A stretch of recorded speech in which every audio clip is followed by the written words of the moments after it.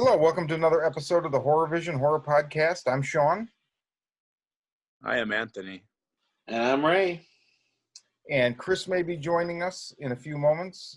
Tori sends her Halloween regards, but she is at work. And so, hey, everybody out there in podcast listening land, happy Halloween.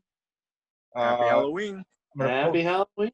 I'm going to post this either right before or on Halloween. I'm not entirely sure what, but we're recording it Sunday the 25th.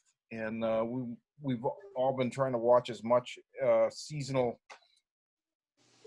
content as possible, and we thought we would talk about it. And years past, we did kind of like our recommendations or top Halloween movie picks or whatever, so there's no reason to reiterate that. So just, guys, let's talk about what we have been watching, or if reading, or you know, if you've been peeping on anybody in particular, you know, the whole rear window, you know, Disturbia thing. That's fine. Yeah, I've got these neighbors that... No, I'm just kidding. Digging in the backyard during a storm in the middle of the night. Right. Exactly. Ray, you're chanting, Ray. Once they get in here, it's all over. Yeah. Anyway. All over. So, real quick off the top, I know you guys are both watching it, but you may have fallen behind. I don't remember exactly. Did anybody finish Lovecraft Country last week? The finale was last Sunday. I did. You did, Anthony? Yeah. I did not. I was putting time into movies. That's cool. Ray, without going spoilers, did you dig the ending? I did. I liked it. Yeah, without going into spoilers, a little bit difficult, but yeah, I liked it. I liked how they kind of resolved things. I like the loose resolution, as it were. But yeah, I thought it was really entertaining. I thought it was very well done. It kind of surprised me. How about yourself? I liked it. I had the very last scene, which was almost like an afterword with a character and a monster, I really liked, and I'm glad it was there, because the actual like climax of the movie, or I mean of the show, I didn't particularly care for. It reminded me, I don't feel like this is really a spoiler. You know, some people live, some people die. It's all shades of gray, so it's not like, you know, Harry Potter 1 or whatever, but it reminded me, the way that kind of the climax took place with the supernatural and magical elements reminded me a lot of something I hate, which is X-Men crossover stuff. So like back in the day, anything pretty much after Inferno, which I'm a huge fan of, but you know, all that other Extinction Agenda and Phalanx Covenant and blah blah blah, you know, as a kid reading this stuff, it occurred to me after about the third year of these big crossovers, it's like you get like 2 months of constant issues of like, oh my God, this shit is so fucked up. How is anybody going to survive? And then in the last 3 pages, you know, Scott's like, Gene, use your power with gambits real quick. And you know, like it just bugs me. So there was definitely an element of that, because there's one character I'm like, why was this character even along on this trip with them? And I don't know, but you know, overall, I really like the show. Could have done without the modern music, but I've said that before. But I think it's worth everybody's time. I really liked it. I don't think they're doing another season. I think it's going to be like Watchmen, and it's a limited series. Could be wrong. So too. So if that's it, I'm perfectly content with it. They could definitely do more and move around the universe a little bit in a pulp, because it's, you know, modeled after pulp stuff. So, but yeah, I dug it. So, you know, Anthony, I would definitely say, like, being that you watch some of it when you have, you know, a little bit more time, albeit that may not be for, you know, a while with a newborn, but well, I guess he's not newborn anymore, but you know what I mean. It's easier to squeeze in. It's easier to squeeze in show episodes, but I mean, I could obviously do, like, you know, an hour a night, but I just try to put a little more toward film, especially considering I've gotten so much mail lately. So like movies are stacked. Yeah, dude. to get through this shit. I would be making the same decision, honestly. Like the show, you know, I don't know. I agree. Cinema will always be more important to me than series. So, Anthony, what have you watched? Give me something you've watched recently. One I wanted to kind of sneak in last week, or last episode rather, and didn't, was the extended cut of Evil Dead's 2013 Evil Dead. That was pretty nice. It's got like maybe 6 or 7 more minutes added to it. So there's a touch more gore, a touch more violence, a twist toward the end, and then a mid credit scene also. Really? So there's a bit more to look forward to, and it made the movie a little more robust on its umpteenth viewing. I mean, I love the theatrical cut. It's fantastic. So this is the first time I was able to watch this version, and I enjoyed the shit out of it. Gave it a little more life. Like I said, a little more gore, a little more wincing. I thought it was fucking awesome. If you can track it down, definitely try to do so. It may be streaming a couple places. I'm not sure. I imported mine from Sweden. So did you tell me that the disc that you ordered was a print on demand, or was that the other, like the American? So that's the US American edition. So you get a 2-disc set, you get the theatrical run, which is in the bare bones edition that was already released, and then you get a made on demand bootleg DVD Blu-ray that Sony makes for you that has the extended cut on it. However, out of country, from other, wherever else it was released extended already. Just like Midsommar, how Midsommar, there's that debacle about, the 3-hour edition was readily available in the UK and, other territories, but here you had to sign up for Apple TV to get it, which was really, yeah. That's just goofy. I mean, this is something you've talked about this before, like in conversations we've had, and maybe talk about it a little bit here now too. So you have, as long as I've known you, you've had a region-free Blu-ray player, and you order most of your stuff, like you order from the UK or from out of country. Definitely. And it seems to really benefit for you. Like, talk a little bit about that. I could say one of the main things is, and I hate to piss on Shout Factory, Scream Factory again, a lot of these titles that they release that are, upwards of $30 on their initial release, the UK has an answer for through, Arrow Video or other smaller companies, Eureka or 88 Films. So you can get their stuff for, they go on sale all the time for £10, 7 or 8 pounds, and it's like $10, $12. And I mean, if you do a sizable order, they pay for themselves. It's ridiculous, because I would rather pay $10 for Texas Chainsaw Massacre 2 with a great Arrow edition, versus the $30 that Shout Factory's doing, stateside. And even still, like, people will do Arrow sales here in America, and it's like they're still $20 on sale. And then, like, guys, if you're region free, you can get the $10 edition from the UK, which is the same exact thing. But I don't know, it's hard. I try to beat people over the head with it, but what brand or like make and model region free Blu-ray player do you own? Like, mine's a Sony, and I mean, these things they're modified aftermarket. So I mean, you're getting them. They're brand new. They've just been opened, tweaked, and resold on the third party. They're not sold by a Sony. You know what I mean? Oh, really? Okay. So, like, where do you order that? Like, you can get them on eBay. You can get them on eBay. You can get them on Amazon. They're all over the place. I didn't realize they were all aftermarket. Yeah.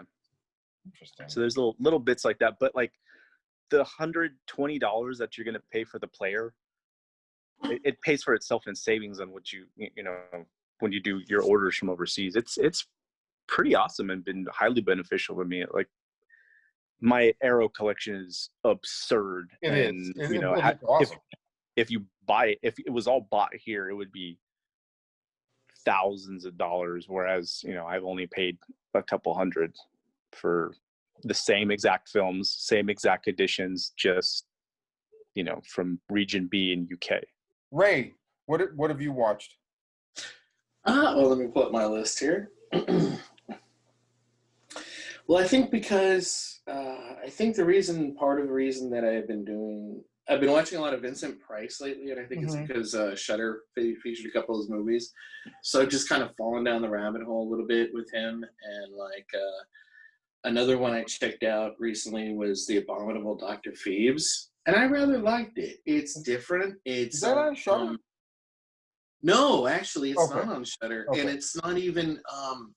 I couldn't find it anywhere to even rent. It's on YouTube free. Oh, okay.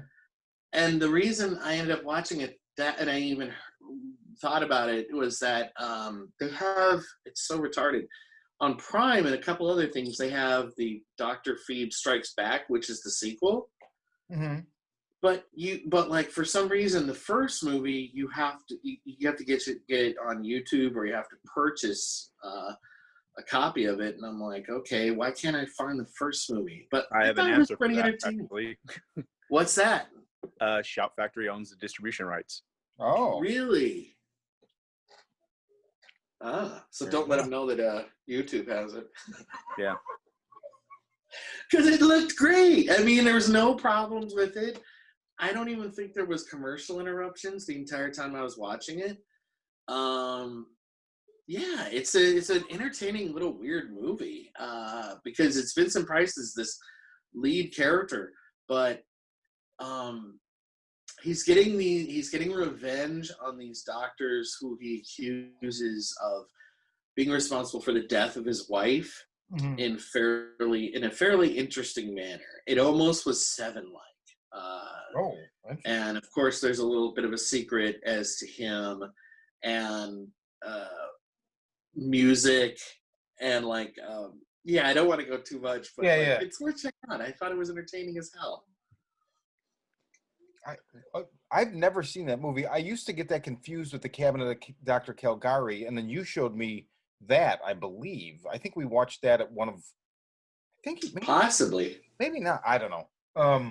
At any rate, yeah, Vibes. I've never seen. I know that was somebody in the Misfits at one point called Dr. Vibes, or no, Dr. Chud, the drummer. Dr. Chud. That's what I'm thinking of. Named after Chud. That's interesting. Well, I did rewatch Chud 2 for Halloween season as well. Wow, you just watched that recently, so you really like that one. I do. Chud.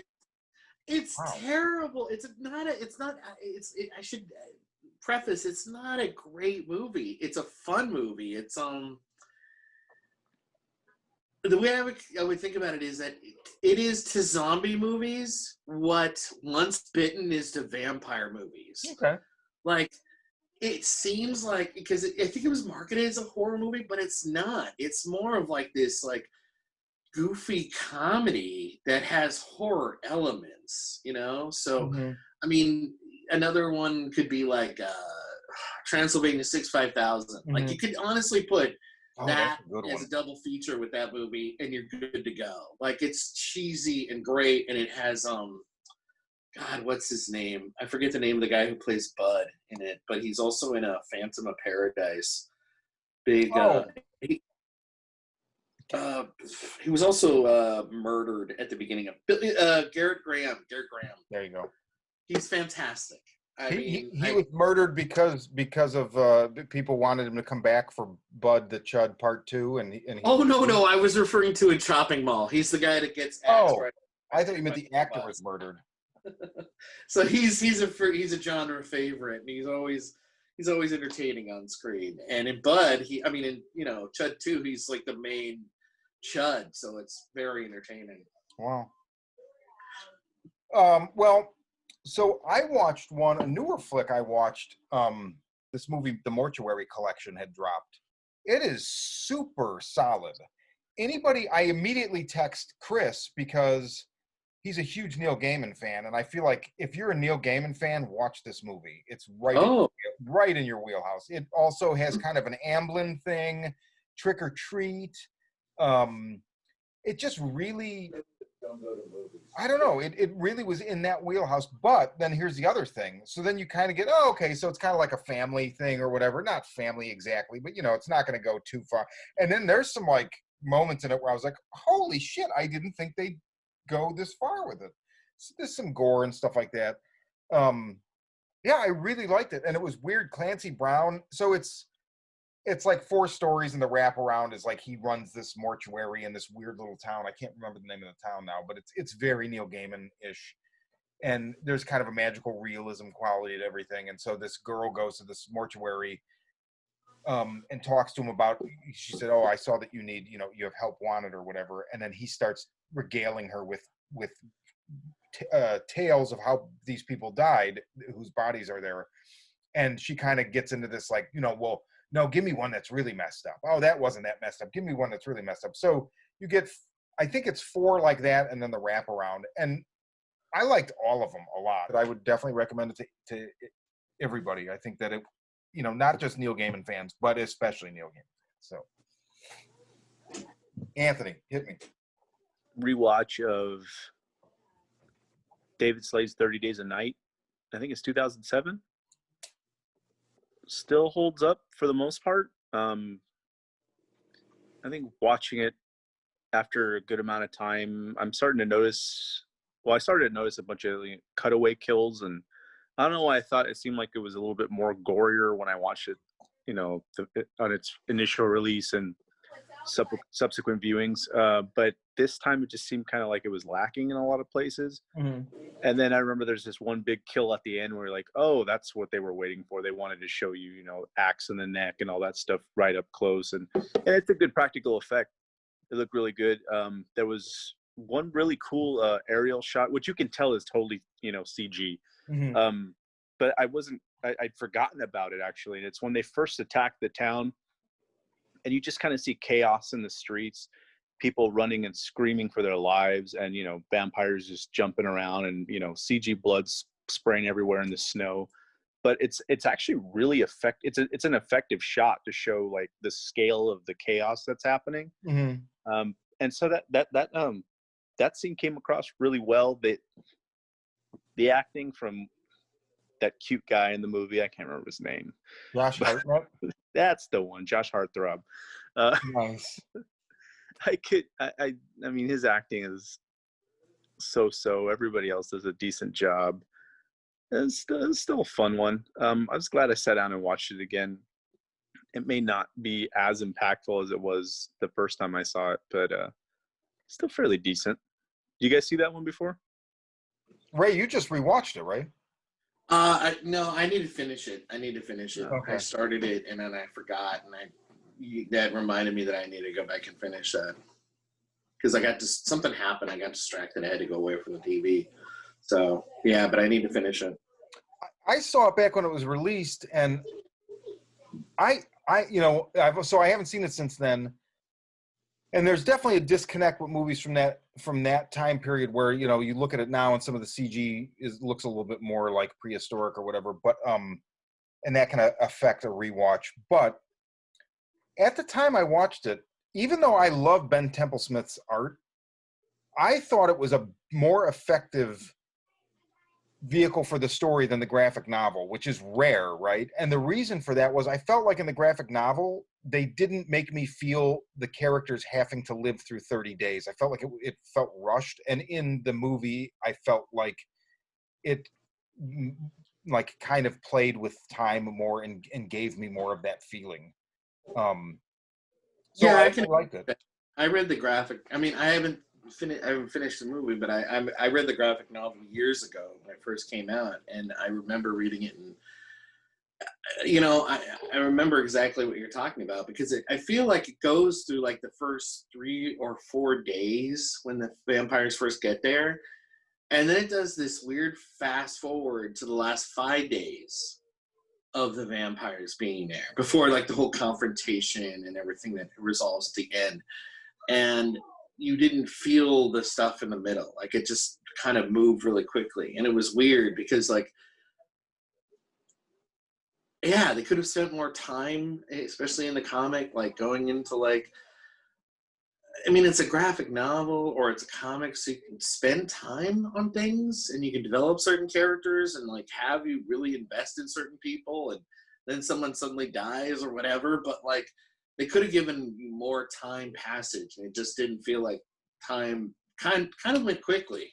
Issue But five. I think we had this discussion the other day where, as far as passage of time goes during the film, I mean, you don't really see it. Nobody's looking skinnier. Everybody's wearing the same clothing for obvious reasons.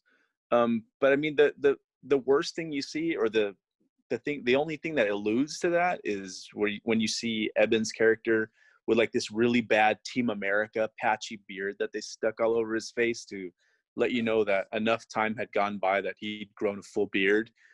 So that kind of stuff just was a little bit silly to me during the viewing. But like I said, all in all, it's still an effective film.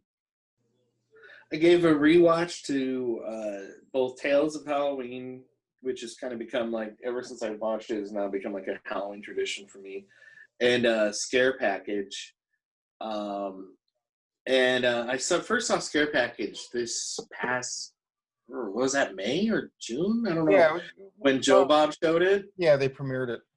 And I liked it a lot. I liked it even more than the first time I watched That's it. cool. The first time I watched it, I liked it quite a bit, and this time I liked it even more. Like, it's funny because like some of the ones that like I was like, oh, that's okay. Like this time I really liked more. Like I liked the Body Melt one. That was my favorite at the time. With the slasher, because there's like a weird thing where at some point, like it feels like they're just trying. Well, they're successfully, but like they're like trying to put as much as they can into like a small film, into a short, and it's kind of impressive to see how well some people can pull it off. Yeah. Plus, I really dig the comedy in that whole thing. Yeah. Like, it's interesting because for some reason, it like passed over me the first couple of viewings of Tales of Halloween, but that one, there's ones that are like really intensely, can be really intensely serious or just run-of-the-mill horror, and then there's other ones that are really more wacky comedy. Yeah, definitely. And with Scare Package, there's always a focus of like, no, you have to be horror and you have to be comedy. You can't just be one. You have to stay focused on being both at the same time. So one of the things I was doing with my 31 days of Halloween this year was trying to watch stuff that I don't watch every year. So there's always going to be some like Creepshow, May, Night of the Living Dead. Now, thanks to Anthony, I've totally stolen his tradition of I'll watch that on last thing on Halloween night. But there's certain ones I always watch, but there seems to be a pretty good amount that every year I get in. And this year I'm like, no, you know what? I'm not going to do that. I'm going to go for some of the stuff that in my collection I haven't seen in a while. So, for instance, I did George Romero's Bruiser, which I hadn't seen in at least 10 years. I really like this flick a lot. Anthony, you've seen it? Yeah, Peter Stormare is a great asshole in it. Yeah, he really is. Ray, have you seen this one? No. Okay, I'll lend it to you because it's hard to come by. And you know the basics. I think he made it in circa 2002. It's this dude. He works for this magazine back when like print magazines were like a thing where you could be like a yuppie working at one. He's kind of a fledgling yuppie, but he's got this wife and she kind of treats him like shit, and his boss fucking is a total douche, like Anthony like just said, like unbelievable douche. Treats him like shit, and his best friend's his accountant, stealing money from him, and none of it's a spoiler. You get all of this right off the bat, like he's the only one that doesn't get it. You get it. And then he goes to this party, and this the boss's wife, who they kind of have this like, oh, aren't our spouses horrible kind of relationship where it's like they almost could run away together, but they don't because they're, I guess, they're not like that. But she's making these like plaster masks of everybody. So if you picture like the standard white featureless mask, and then she makes these molds of their faces and then gives it to everybody and says, decorate it how you think of yourself. And so his is just blank. He can't think anything. And it's kind of this like, yeah, because that's how he is. He just kind of is a non-entity to everybody. So he wakes up the next day and that's his face. Like he no longer has a face. He's got this white featureless mask as a face. Can't take it off. He tries to like cut it off. It bleeds. So he's like, what the fuck? And then this somehow empowers him. And so it's kind of a revenge fantasy movie, but I really, really dig it a lot. There's some things about the early 2000s that as of right now, at least, they don't translate very well with me. And it's camera stuff and filming techniques and lighting techniques and wardrobe and stuff that you can't really be helped. But anyway, yeah, so Bruiser. And then I also watched his Romero's Season of the Witch, which I hadn't seen probably since 2003, and I own. And man, it is a very 70s movie. I still really like it. I remember the first time I saw it, I had no context. And just the opening scene is a little 70s arty, and there's like a Moog synthesizer doing like this weird noise, and it's just basically about a housewife in the early 70s who, she's not really content. Like her husband doesn't really take her seriously. Pats her on the ass. Wash the dishes. Give me my drink. Call me when dinner's ready. And she hangs out with her, middle-aged girlfriends, and they just kind of are all discontent. And one of them mentions that a woman in town is a witch, and then so she goes and talks to her, and she gets some books and becomes interested in it and starts fucking around with it, and then some weird shit happens and ultimately some bad stuff. But it's I don't know that it's necessarily a horror movie. It's definitely adjacent for sure. And it's interesting for listeners out there, like, now it's kind of like, people rightfully so, but sometimes almost disingenuously, everything is so girl power now with like, these like powerful female leads or whatever, and it's totally fine. But Romero did it, and because I feel like it's a very woman empowering movie. I feel like it's all about this woman who's kind of treated like shit by this dickhead husband and other men in her life, and she really kind of grabs the wheel and comes out on top, and it's cool. I dig it. So yeah, Romero did it, and I think that movie's 72. So but as Ray pointed out, I think it was you, like horror has kind of always done those things, like kind of spearheaded empowerment for marginalized groups. Oh yeah. Anthony, what you got? This past week, the 7th Tremors film dropped on Blu-ray, and I went out and bought it, and I came home and then turned on Netflix, and they had released it on Netflix also, which is great. But don't get me wrong, I own all the other previous 6 films, so this was going to come home anyway. Yeah, of course. And my whole bit with these guys is like, as long as they keep making Tremors movies and there's graboids abound, I will always support this series. No matter how much lower the budget gets, I'll still be there. I don't care. Michael Gross was great in this. Richard Brake, of Mandy fame and several other films now, that this guy, 31, everybody's starting to love this guy. It's fucking fantastic little film. I don't know if we're going to get another one anytime soon. But this was pretty good in my opinion. And it's biased because I love all the other movies. A lot of people are crapping on it, but Netflix, I think it's got like a number 3 on there right now. It's ridiculous, like how many people are watching and enjoying this film. So I'm glad to see that this series still has some life 7 films in. Yeah. And all those movies are direct to DVD. None of those movies were released theatrically other than the original. That's pretty awesome. So that's out there. It's readily available for streaming via Netflix. If you don't want to go buy the physical copy, but I'm glad to have brought it home. A bit of a tearjerker. I didn't cry, but by the end of the film, I was just like, man, this is heavy stuff, and it's not what you're expecting, considering the lightheartedness of all the previous films. But it is good, in my opinion. They do the best they can with the budget that they've got. There's a bit of CG in there. Richard Brake is creepy as hell. He, does his mild freak out moments where you're like, yeah, this guy's fucking insane. Okay, cool. We Right. got it. And then he gives you that creepy smile with his fucked up teeth. And you're just like, yeah, this guy doesn't even want to fix him just to keep this going. Yeah. But it's good. It's a good flick. Do you fun. have to have seen the other movies to watch this one? That's what I was going to ask. They all have continuity. I mean, but not. I think maybe the last 3 films tie in together. Same director, same writers. Beyond that, I mean, all the species of graboids have showed up in older films, and they're all here in this one, in these last two or 3 films. So I mean, not really, but just as far as like story continuity, the last 3 films are kind of tie together.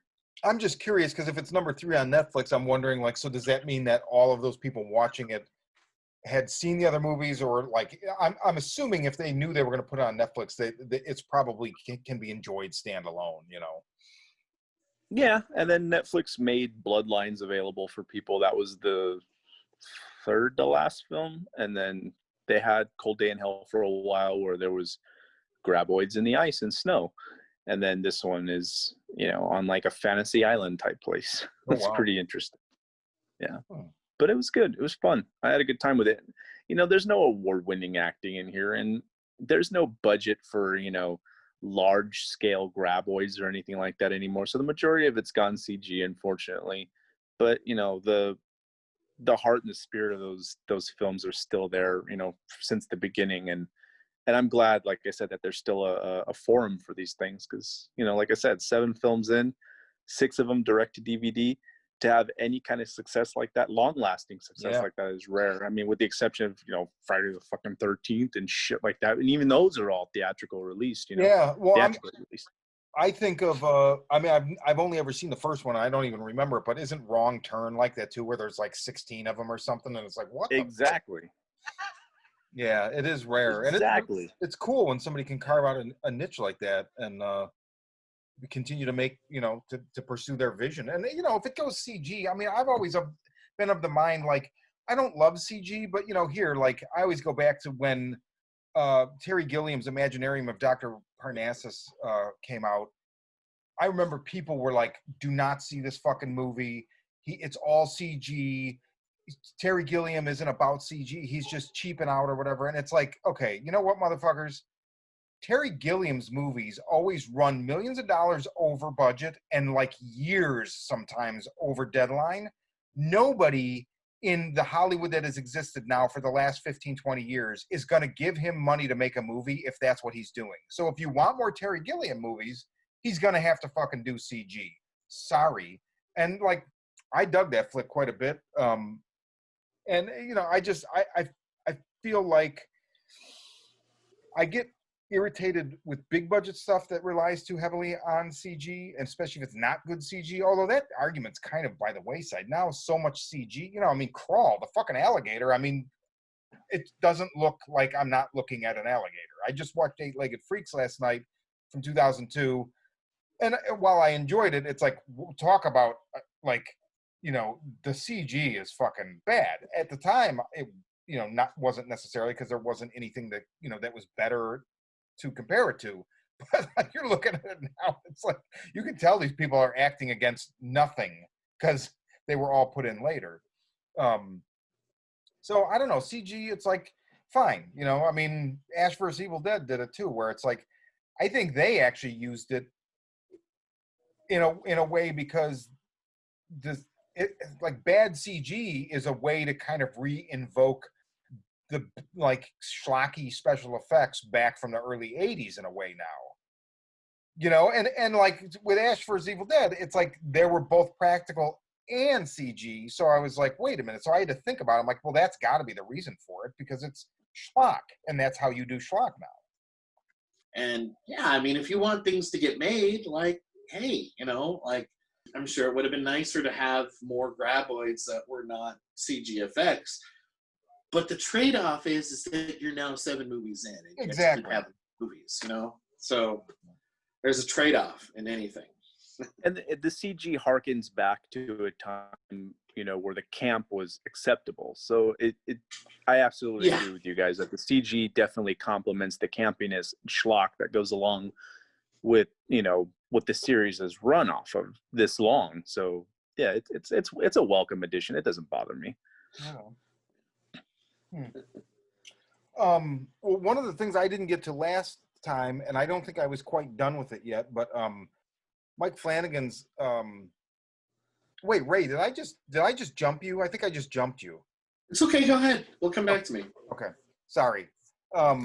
Mike Flanagan's The Haunting of Bly Manor, which is basically like the second season of this anthology that started with Haunting of Hill House, and it's based on the works of Henry James. I've seen I've talked to people that just aren't with it. It's too slow, which is fine, too slow. What I thought it was fucking masterful. I really, really, I mean, I can't say if I liked it better than Hill House because Hill House was 2 years ago.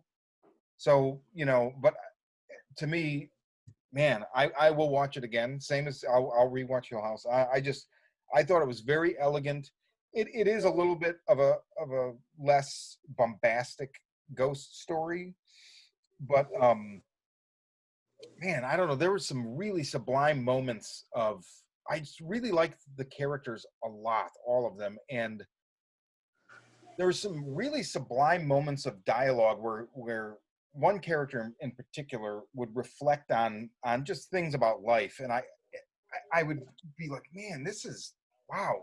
Just really profound and beautiful stuff that is in this dialogue, and that kind of went along with the overall arc of the show, and I really liked it a lot, so I definitely recommend it. Cool. Very cool.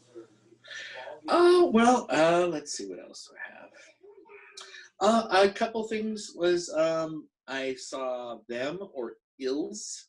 I'm gonna pair these two together on Shudder, and Sheitan, or as it was the American name was Satan here. They're both they're both part of the French extremity movement of cinema. Ills is it's on Shudder right now. I'd heard about it for years. It's a lot more subtle than I thought it was going to be. It's about this French couple in the countryside, and one night they at first they just start hearing this loud music, and then the boyfriend gets up, goes outside, and it's coming from her car, and then when he approaches the car, the lights come on, the engine comes on, and he's like, hey, get out of the car, and they're yelling at whoever's in the car, and then they just back up and drive away. Oh, wow. And so they're just in the house, and he runs inside and tells her to go inside, and they start watching, and then these flashlights start coming through windows, and it's kind of a siege movie / home invasion. Mm-hmm. Has a little bit of a twist at the end. I thought it was entertaining. But of those two movies, Sheitan I liked quite a bit. If I remember correctly, I saw it on Hoopla, which is that service which you can get for free with a library card. I definitely recommend that because there's a lot of cool stuff on there. And it's with Vincent Cassel, who was also famously in what's the name of it? The Black Swan. He was the Was he director of the play. Director. And he's been in a lot of stuff. He was in Underwater, of course. He was Captain Lucian in Underwater. Yeah. He is so fucking creepy in Sheitan. It's this movie about these three guys. They're at a club on Christmas Eve, at this dance club, and one guy tries to start a fight. He gets thrown out right away, and then one of his friends is picking up on this girl who is the friends with a bartender who they know, like this female bartender, and so she gets off of work, and they're all outside, and like the one guy is kind of nursing his wounds because he got punched in the eye. or something to that effect, if I remember correctly. And she goes, well, the girl who was the bartender goes, "Oh, I have this family estate out in the French countryside. Why don't we all go there?" And so, with nobody else, I guess, to spend Christmas with, they decide, hey, let's just go out there. So they drive out there. And Vincent Cassel is the groundskeeper. And you find out that, like, she inherited the property from her parents, and they're dead. And he is so fucking creepy. The whole time, his character is one of those people that is like the friendliest, most potentially violent people you've run into in your life. Okay. He has this very creepy smile the entire time. And like he like, it's this broad, it looks, if he didn't have it pasted on, and even when he was looking at other people he likes in the film, you just have to see this smile that he has in this film. It's so fucking creepy. But he's very intimidating physically, and like there's just like the whole place that they're in, like the people around in the surrounding village are really creepy, and you're just like waiting for, like, you're wondering what this is building towards. And it's just a giant creep fest. And there is a resolution, and it's a fairly bizarre resolution. And pretty nasty. It has a moment that is reminiscent of Incident in Ghostland. Okay. So I don't know. Maybe it's just something French that maybe they borrow from each other. But yeah, I thought it was definitely worth a watch. It's definitely got a really high creep factor. So it's definitely worth watching. This morning I got up, I changed my son's diaper, got him back to sleep, and threw on In the Mouth of Madness. Oh, nice. I should give that a rewatch. I haven't watched that in years. It's streaming on Prime right now, if I'm not mistaken. Oh, is it? Yeah. I just grabbed it in the Shout Factory October Shocktober sale. So I was able to, that one came in pretty quickly. So today I cracked that sucker open, popped it on. Transfer looks great.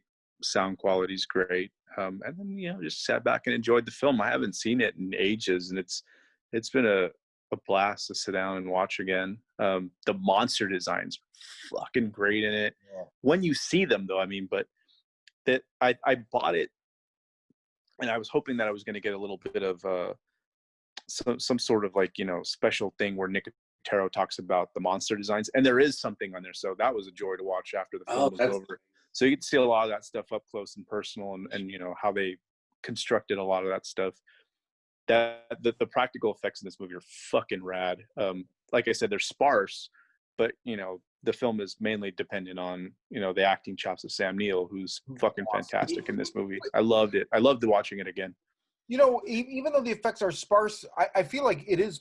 They do that thing where, because the character, Sutter Kane, is like basically Lovecraft and King, like married, right? The popularity of King and the kind of ethos of Lovecraft, but they do that thing where like it toys with you, and I think they do it. I think that's intentional. In other words, I don't think it was a limitation with the effects. Not that you were saying that, but I'm just saying I've heard people say that before, and I think it was the right way to play it because of that connection. And man, that's a fucking great movie. Yeah, it was a blast to watch again. Like I said, I haven't seen it in years, and it was fun to sit down and watch this morning. Like I said, kid fell asleep next to me, and I was like, all right, I'm putting this on now while he's asleep. And it was good to watch. But yeah, like I said, I think it's streaming on Prime as well, so it's available for those who may have not seen it yet. But it is kind of a staple to horror cinema now. Yeah. It's thing I had time to work on was Borrasca. Oh yeah, dude. So wow. You guys introduced me to this fucked up thing. Thank you. I think it's like 11 episodes or something. They're about 40-45 minutes a piece. They're on Spotify. I'm a delivery driver, so I'm on the road most of the day, and a lot of podcasts and whatnot are pretty much that's like the majority of my day. It just eats up, time for me. But I think through 2 days, I was able to go through this, and just driving on, our California freeways, wide-eyed and shocked at all this shit that's happening, story-wise. It is highly unnerving. Uh, it plays on, a mythos that's going on in this town where people don't fully understand the nature of like why people randomly disappear, or why hundreds of people have disappeared, and why it's not questioned at all. It's like, every time someone disappears, we have a big party, and that's all I'm going to touch on as far as this goes. It's so much more visceral and grotesque when you really get down to the meat and potatoes of it, and very sad and just soul crushing at times. Yeah, really. It is haunting. God, apparently there's going to be a second season. It was written by Rebecca Klingel. I think I went into this last time where she did it on Reddit's No Sleep, and then it was upvoted or whatever. And Mike Flanagan ended up drafting her to work on Hill House, and then she also was a writer on Bly Manor. And so then through that, then she was able to turn this into this like really well done podcast. Like, dude, right, Anthony? I mean, like the voice acting, the voice acting is superb. I have zero complaints about this, and I was I really wish I would have caught on to this thing as it was, dropping weekly, but it was a joy to be able to pound through this thing, in 2 days, because it was all readily available. Right. If y'all have streaming services where you're able to find Baraska, I highly implore you to go and listen to this thing. You will not seem like you've listened to 9-10 hours of material. Like it's the storytelling is that fantastic. I really can't wait for a second season. It's gonna be pretty fucking cool. Agreed. I have a feeling if Miss Klingel ends up doing stuff apart from Flanagan, which I think is inevitably where it's going to go, whether it's turning this into some kind of a film or series or whatever, but she's obviously very, very talented, and I have a feeling it's going to be another kind of Ari Aster kind of thing where it's just like first movie, just knock it out of the park, or absolutely.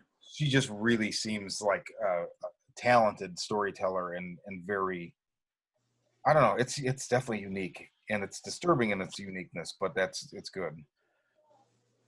I'm glad you dug it. Yeah. I'm gonna do one more, and this is a comic. I had seen this, and I know Chris was reading it, and I missed the first couple issues, didn't know anything about it, but Red Mother, it's a series published by Boom Comics, Jeremy Haun and Danny Luckert. So the first trade is out. It's the first 4 issues, and I just picked it up at the comic shop this week just because I'd been meaning to read it, and fuck, it's fantastic.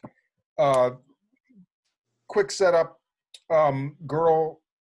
woman, say 25, 25-year-old, her and her boyfriend, they're out, and they're walking home from dinner, and they hear this noise. It sounds like a cry for help or something, and the boyfriend goes into this dark alley, and then she wakes up, she's missing an eye, and he's gone. Nobody knows where he is. And so then she starts recovering, and they make a prosthetic for her. And she, in her, what she does for a living is she's obsessed with puzzles, and she's very good at solving and creating them. So she had apparently done some app called The Realm that was like some kind of puzzle game or something. I'm assuming it's like Portal. And it was so popular, the app sold to a bigger company, and she basically hasn't really had to work. She's got some stuff in the works for other people, but she's like, oh, I took a lot of naps and kind of, just traveled and, hung out. And so she's able to have like a slow recovery because of that. So she's kind of getting back, used to having a prosthetic eye. And she starts getting these weird flashes where at first the world just goes red. So the way the frame is, it's like everything is red. And then she starts seeing this I don't even, it's this ghoulish smiling man. Reminds me a little bit of a character that's currently also in a comic called Gideon Falls that I'm very fond of. But it's so these visions become more and more grotesque, and where the fourth issue ends is basically like it looks like you might have some kind of a physical manifestation of this thing, because the thing is these flashes of red in her vision, it's not really there apparently, or at least if it is, nobody else sees it. So like she has one on the subway, this thing is moving amongst the people there, they don't see it. So when the next frame cuts out, it's not her vision, it's not there. So it looks like it actually has like transcended in the real world with her. So man, I don't know, I really like it. I dig everything about it, the writing, the art. I love the character, and it's an ultimate gotta see. Like I just really want to know what's going on. And they use a puzzle, but she gets a puzzle box in the mail too, and it's cool. Somebody else is like, okay, you know what? Like Hellraiser's had puzzle box long enough. Somebody else can use it, and they do, and it's cool. So definitely recommend that. First volume is out. Second volume comes out in December. I'm gonna try and just find the monthlies and because now it's like I gotta know. I gotta catch up. So what about you guys? Anything else? Oh well, like I said, I rewatched In Search of Darkness, and part of that was because I was trying to see like what else in 80s horror I've missed or haven't seen. And interestingly enough, I was looking on Tubi last night, and I found this movie called Mutant.